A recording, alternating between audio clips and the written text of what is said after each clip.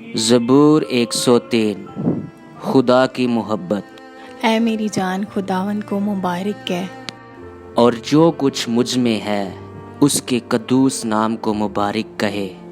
اے میری جان خداوند کو مبارک کہہ، کہ کسی نعمت کو فراموش نہ کر، وہ تیری ساری بدکاری کو بخشتا ہے، وہ تجھے تمام بیماریوں سے شفا دیتا ہے، وہ تیری جان ہلاکت سے بچاتا ہے، وہ تیرے سر پر شفقت اور رحمت کا تاج رکھتا ہے، وہ تجھے عمر بھر اچھی اچھی چیزوں سے آسودہ کرتا ہے، تو عقاب کی مانند اثر نوجوان ہوتا ہے۔ خداوند سب مظلوموں کے لیے صداقت اور عدل کے کام کرتا ہے۔ اس نے سب کام موسیٰ پر اور بنی اسرائیل پر ظاہر کیے۔ خداوند رحیم اور کریم ہے، قہر کرنے میں دھیما اور شفقت اور راستی میں غنی ہے۔ وہ سدا جھڑکتا نہ رہے گا، وہ ہمیشہ غضبناک نہ رہے گا، اس نے ہمارے گناہوں کی موافق ہم سے سلوک نہیں کیا، اور ہماری بدکاریوں کے مطابق ہم کو بدلہ نہیں دیا۔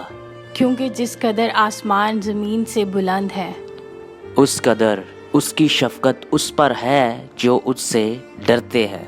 جیسے پورب پشچم سے دور ہے، ویسے ہی اس نے ہماری خطائیں ہم سے دور کر دی۔ جیسے باپ اپنے بیٹوں پہ ترس کھاتا ہے، ویسے ہی خداوند ان پر جو اس سے ڈرتے ہیں ترس کھاتا ہے، کیونکہ وہ ہماری سرشت سے واقف ہے۔ اسے یاد ہے کہ ہم خاک ہیں، انسان کی عمر تو گھاس کی مانند ہے۔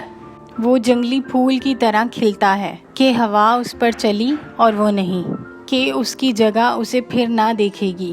کیونکہ خداوند کی شفقت ازل سے ابد تک، اس کی صداقت نسل در نسل ہے، یعنی ان پر جو اس کے عہد پر قائم رہتے ہیں اور اس کے قوانین پر عمل کرنا یاد رکھتے ہیں۔ خداوند نے اپنا تخت آسمان پر قائم کیا ہے اور اس کی سلطنت سب پر مسلط ہے۔ آئے خداوند کے فرشتوں، اس کو مبارک کہو، تم جو زور میں بڑھ کر ہو، اس کے کلام کی آواز سن کر اس پر عمل کرتے ہو۔